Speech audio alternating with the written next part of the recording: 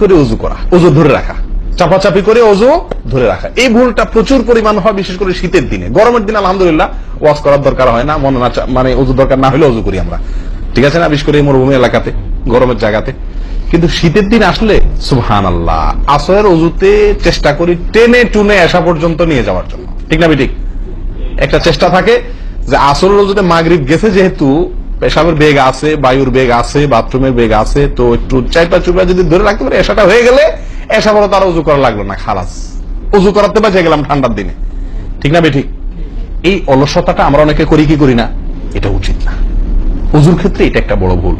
প্রথম কথা হলো, আপনি যদি পেশাবের বেগ থাকে, বায়ুর বেগ থাকে, আপনি সালাতে দাঁড়ালে সালাতে মনোযোগ সেভাবে হবে না। সালাতে যেরকম মনোযোগ দরকার, আল্লাহর সঙ্গে আপনার যেটা মানে বান্দার সঙ্গে গোলামের যে একটা বিনয় প্রকাশের ব্যাপার আছে, সেটা হবে না যদি আপনার কি থাকে, অজুর মধ্যে ওই পেশাব থাকে, পেশাব বা পায়খানার বেগ থাকে। ভাই, মানুষ যে কোনো কাজেই ভালো কাজ মনোযোগ দিয়ে করতে হলে পেশাব পায়খানার বেগ থাকলে করা যায়?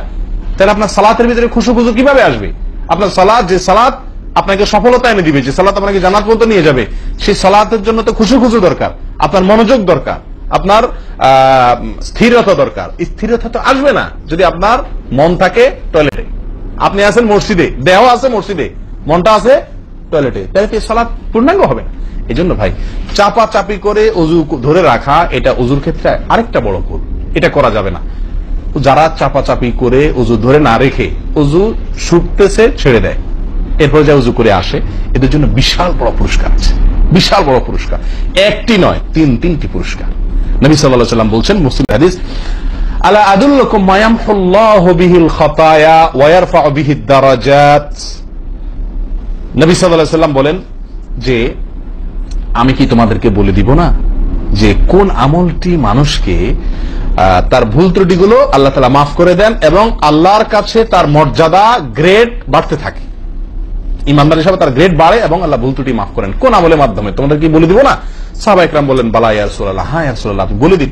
তখন নবী সাল্লাল্লাহু আলাইহি ওয়াসাল্লাম বললেন, ইসবাগুল wudu'i আলাল মাকারিহ, ইসবাগুল wudu'i আলাল মাকারিহ।